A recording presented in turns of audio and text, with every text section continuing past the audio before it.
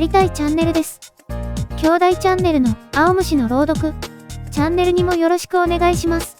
魔王学院の不適合者第2章魔剣大会編第41話精霊魔法第42話神話の剣劇朗読を始めます。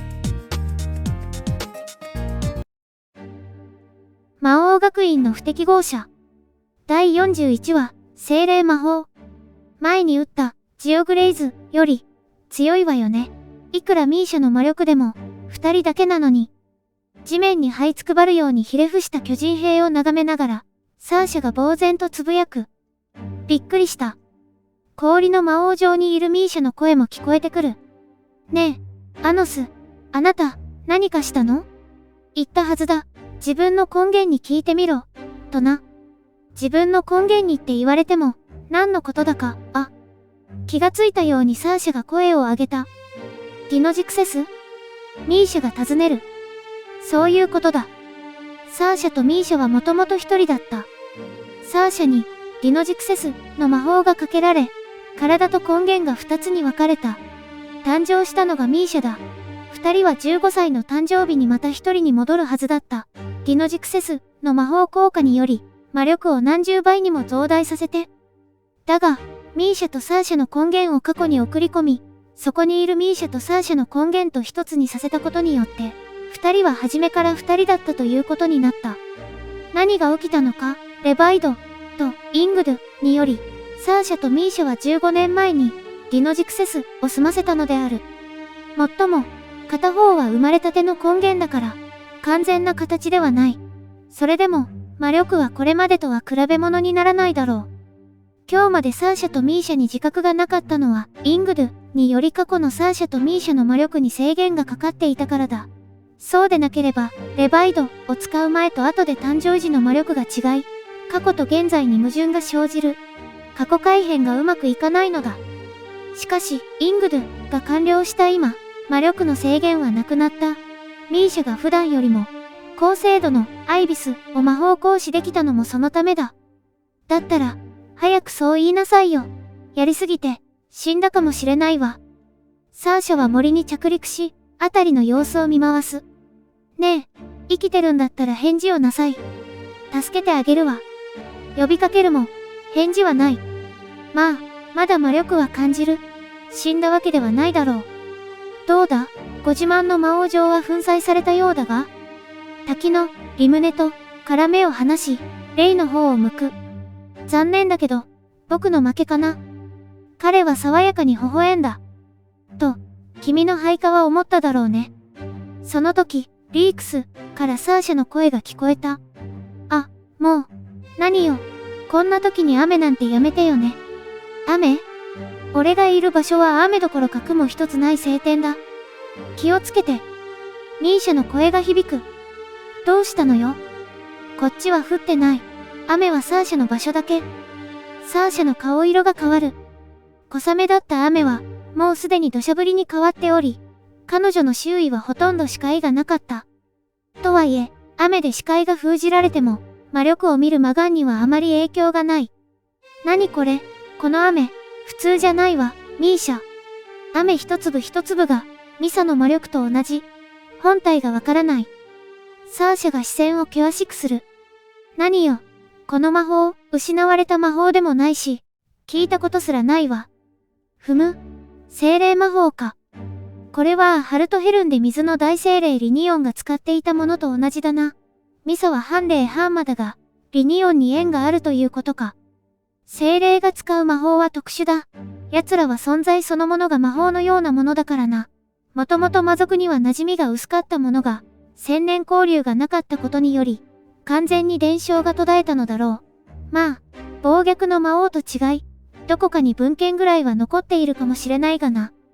サーシャもミーシャも聞いたことがないということは、ミサは今日この時まで精霊魔法が扱えることを隠していたに違いない。それをここで明かすということは、是が非でも勝ちたいという証拠だ。馴染みの薄い精霊魔法とはいえ、種が割れれば対処もできるようになる。ミサにとって、今が格上のサーシャを打倒する千載一遇のチャンスだ。そして、そのことは、サーシャも重々理解していることだろう。いいわ。最初の一撃はもらってあげる。でも、覚悟なさい。それで仕留められなかったら、あなたの負けよ。サーシャは全身に半魔法と魔法障壁を幾重にも張った。ディノジクセスによって格段に向上した魔力に、明治のクラスによる魔力の底上げが加わっている。あの守りを突破するのは、ミサを含め、ファンユニオンの連中には荷が重いだろう。一句よ王。土砂降りの雨から、ファンユニオンの女性徒が姿を現し、サーシャに襲いかかる。合計8人。彼女たちは手に槍を持っている。魔法ではサーシャの半魔法を突破できないと判断したのだろう。前後左右から同時に襲いかかり、その槍で思い切りづいた。やっと姿を見せたわね。ファンユニオンの女性との槍は、そのどれもがサーシャの魔法障壁に阻まれ、かすり傷一つ負わせることができない。サーシャは、破滅の魔眼で、8人全員を一別した。しばらく寝てなさい。あ。ふらっと女性徒たちはよろめき、その場に混沌した。手加減したから、1日もすれば起き上がれるわ。まだ。その声に、サーシャが目を見開く。完全に意識を絶ったはずのファンユニオンの女性徒が一人、地面を這っていたのだ。アノス様の、範に入るんだ。圧倒的に魔力に劣る相手が、その意志の力でもって、破滅の魔眼に耐えている。サーシャがそれに気を取られた一瞬の出来事だった。空から降ってくる雨粒が人の姿をかたどる。突如、サーシャの頭上に姿を現したのは、純白の魔剣を大上段に振りかぶったミサだった。もらいましたよ、サーシャさん。甘いわ。サーシャは全力の半魔法と魔法障壁を頭上に展開する。ミサの魔剣がそこに振り下ろされた。はあ。純白の魔剣がサーシャの半魔法と魔法障壁をたやすく切り裂き、その腹部を脱いだ。鮮血が溢れ、サーシャはその場に崩れ落ちる。はあ、はあ。地面に着地したミサは、今の攻撃に魔力を全力で込めていたか、荒い呼吸を繰り返した。ふむ。なるほど、あれはお前の魔剣だな。そうレイに尋ねる。いくら不意をつこうとも、ミサにサーシャの守りを突破する力はない。魔剣は持ち主を選ぶけど、ガイズで魔力のつながりがあれば、一時的に貸すことぐらいはできるからね。普通はできないがな。かもね。確か、霊剣や神剣も扱えるという話だったか。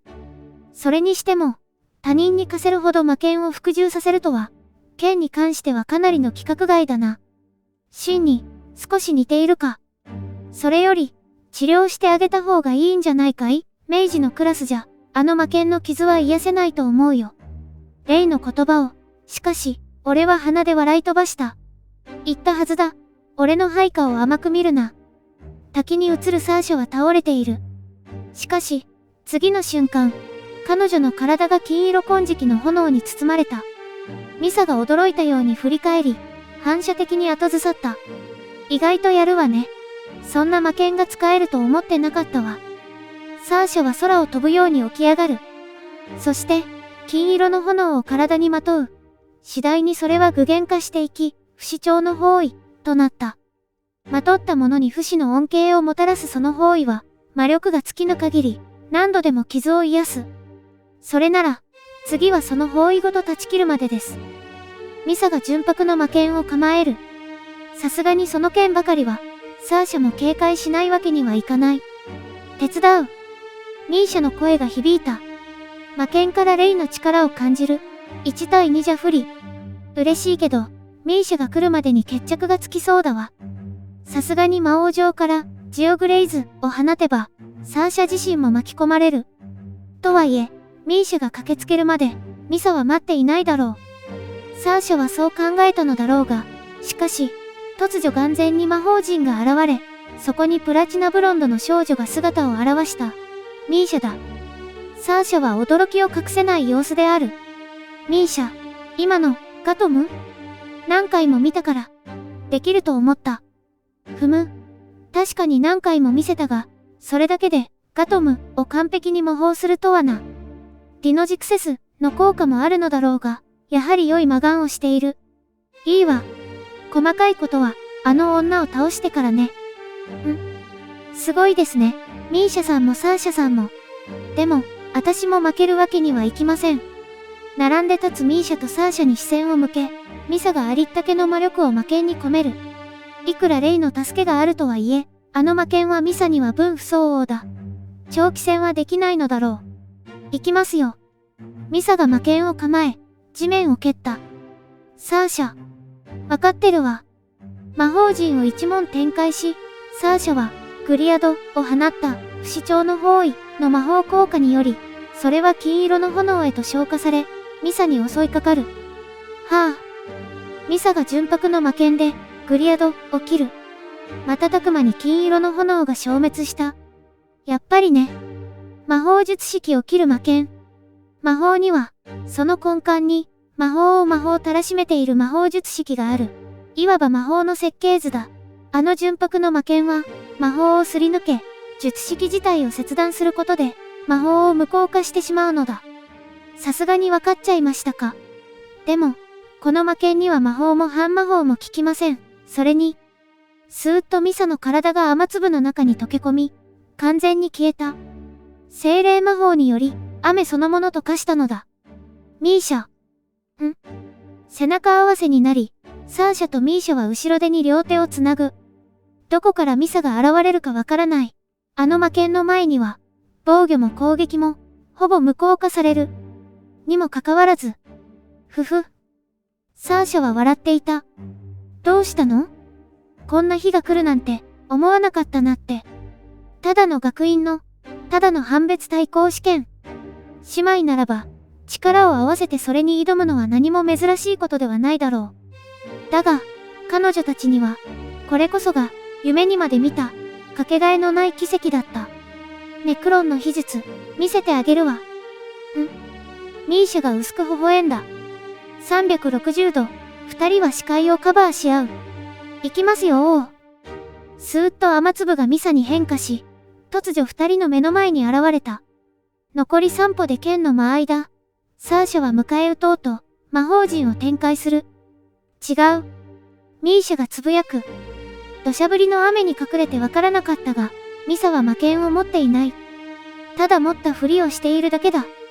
はっとして、サーシャが頭上を見上げる。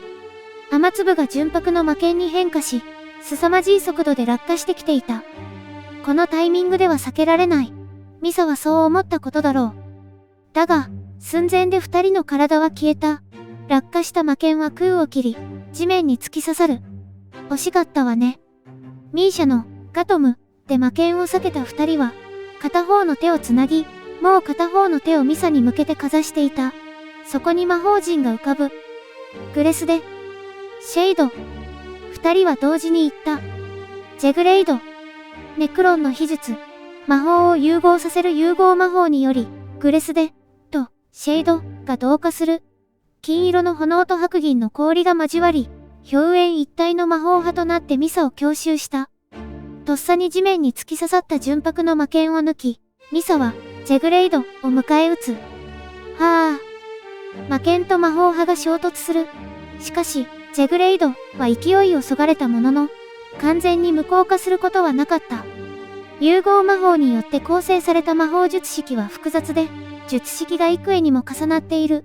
そして、仮に表層の術式を無効化しても、融合前の2つの魔法に戻るだけなのだ。そのすべての術式を切る技は、ミサにはなかった。キャー。炎と氷に巻かれ、ミサの体が弾け飛ぶ。地面をコロコロと転がった後気を失ったのか、体を起こそうとはしなかった。精霊魔法の効果が終わり、雨が消える。雲間にすっと光が差した。一人では練習したことあったけど、初めての割に、うまく呼吸があったわね。サーシャのセリフに、ミーシャは薄く微笑んだ。私はサーシャと同じ。すると、嬉しそうにサーシャは笑い返した。二人は誰よりも通じ合う。魔力の波長を合わせるのが困難な融合魔法も、息を吸うようにたやすく行使することができるだろう。もともとは同じ存在だったのだから。私もミーシャと同じだわ。言いながら、サーシャが手を挙げる。そこへミーシャはチョン、とハイタッチをしたのだった。第42話、神話の剣撃。決着はついた。ミサもファンユニオンの者たちも、これ以上は戦うことができないだろう。余興はしまいだ。俺がレイの方へ視線を向けると、ジェグレイド、か、切れるかな？そんな風に、つぶやいた。俺に勝ったら、試す機会をやるぞ。挑発するように言ってやると、レイは涼しげな笑みを返してきた。ところで、ミサに渡した剣は回収しなくていいのか？あそこまで戻るには時間がかかるからね。イニーティオがなくても別の剣はちゃんと持ってる。レイは腰に下げた剣を示す。見たところ、何の魔力も感じない。ただの鉄の剣だろう。俺の相手をするのに、その貧相な剣でか？取ってくるまで待っていても構わないが？それは嬉しいけど、本当かな？何がだ？レイは鞘から剣を抜き放つ。早くやりたくて仕方がないって顔に見えるけど？ふむ、やれやれ、参った。なんとも俺のツボをついてくる男だ。僕はこれで構わないよ。どうやら本気のようだな。虚勢を張るわけでもなく、裏があるようにも思えぬ。つくづく面白い男だ。なら、返礼だ。俺も剣だけで相手をしてやろう。地面に落ちている手頃な木の枝を拾う。それを見て、レイは言った。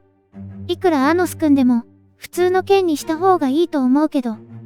でなければ、この木の枝ごと俺を一刀両断にでもするか？否定も肯定もせず、レイはただ微笑んだ。自信があるなら、試してみるんだな。一歩、俺は無警戒にレイの間合いに踏み込む。瞬間、彼の手元が消え、鉄の剣が閃光のように走った。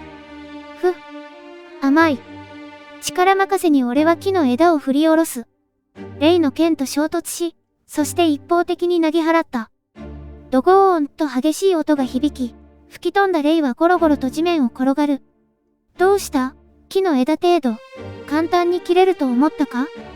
倒れたレイにそう声をかける。俺の魔力で補強した木の枝は、鉄以上の強度を持つ。さすがだね。つぶやき、何事もなかったかのようにレイが立ち上がる。自分より劣った武器を持っている相手に一本取られたのは初めてだよ。その割には嬉しそうだな。そうかな？怖くて仕方がないけどね。嘘をつけ。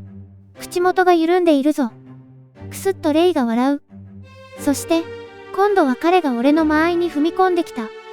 極限まで無駄を削ぎ落とした不法は、その速度もさることながら、予備動作がまるでない。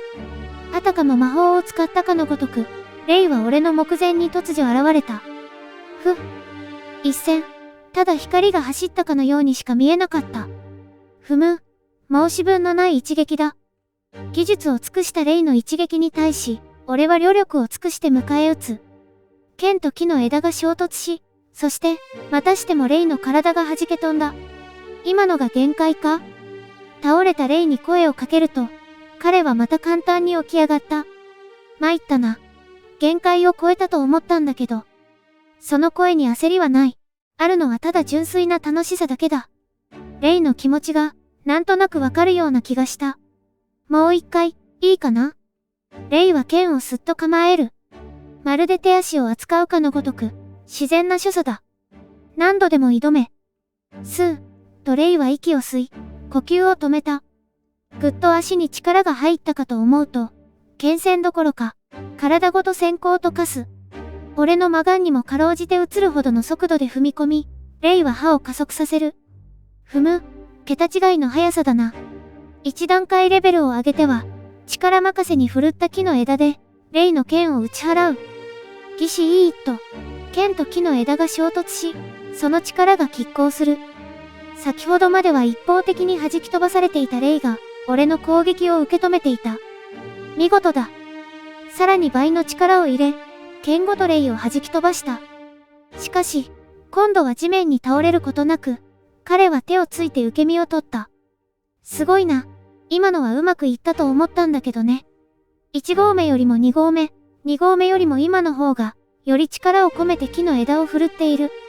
にもかかわらず、レイはだんだん俺の攻撃に対応できるようになっているようだ。実力を隠していたわけではない。俺を相手に鉄の剣だ。そんな余裕はないだろう。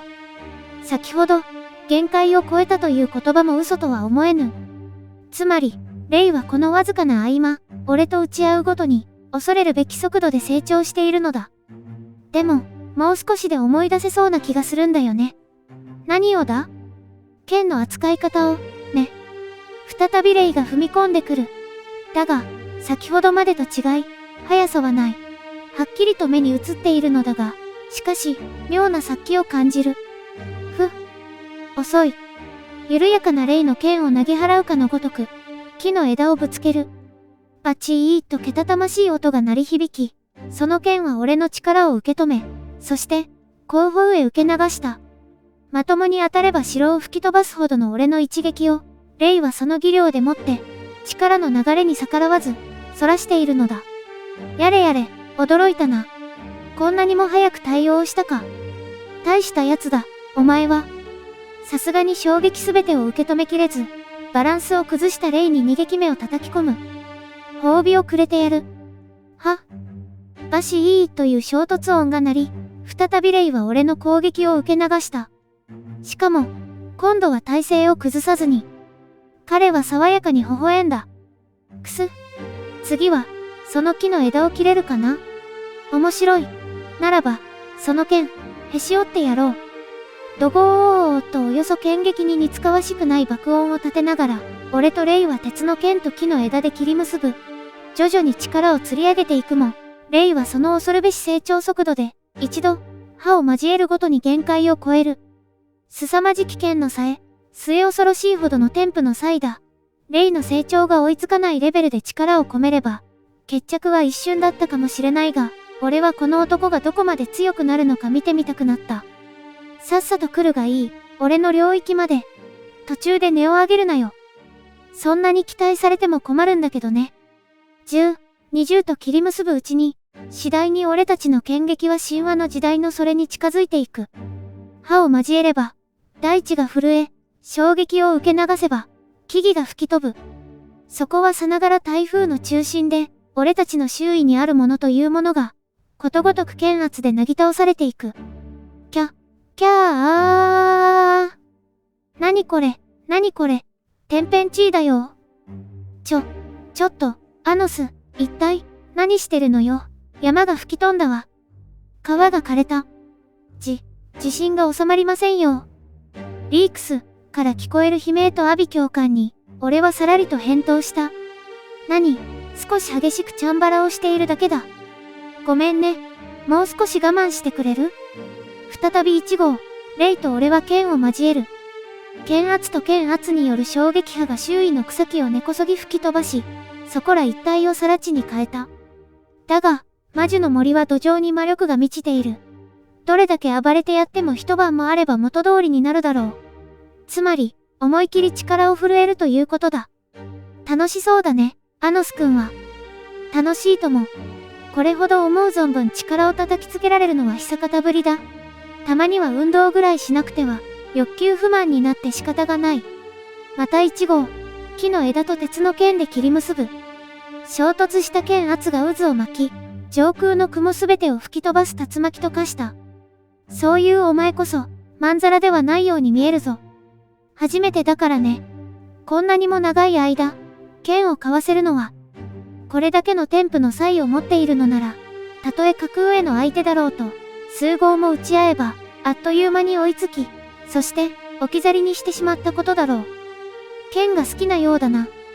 それだけが取り柄だからね。その際ゆえに、レイはこれまで好敵手に恵まれなかったのだろう。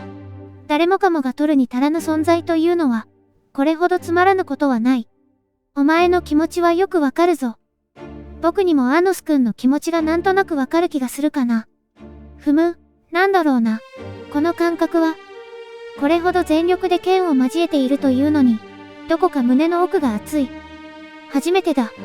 命を奪い合うことのない、この時代ゆえのことか。だけど、そろそろおしまいかな。